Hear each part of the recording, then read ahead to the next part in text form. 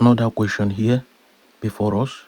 A boy standing some distance from the feet of a tall cliff claps his hands and hear an echo 0.5 seconds later.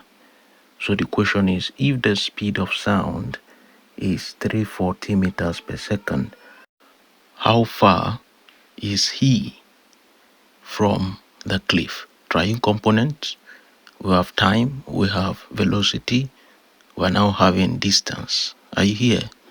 So our given data from this question, let's extract them now so that we can solve this question properly.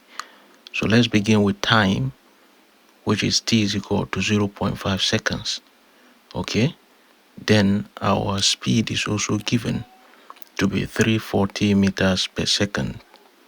So we're going to write v is equal to 340 meters per second. And then how far it denotes distance is unknown. Are we here? So our distance here is unknown. Since we are dealing with sound, we are using d for distance, not s. Okay? Now, recall that this man hears an echo. So using v is equal to 2d all over t. Are you here? This is gotten from linear equation of motion. Now, our echo has to be heard. So we must factor that into consideration. So let's depict this using a diagram.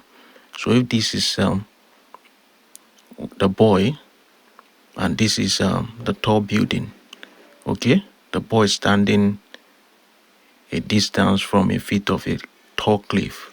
He claps his hands. So you see the distance. It has to be to and fro movement. Are you here?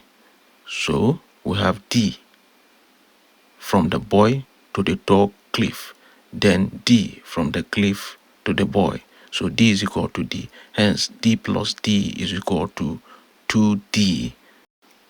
So let's use 340 is equal to 2d all over 0.5. Are you here?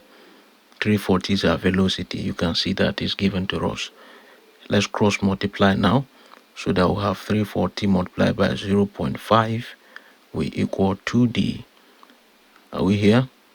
From here, 340 multiplied by 0.5 will give you 170 is equal to 2d. Divide through by 2. 2 cancels out 2. Then d is equal to 170 by 2 will give you 85 meters. Thank you.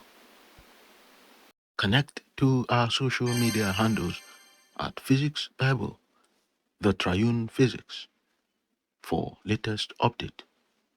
Thanks for joining us. Stay equipped, stay liquid.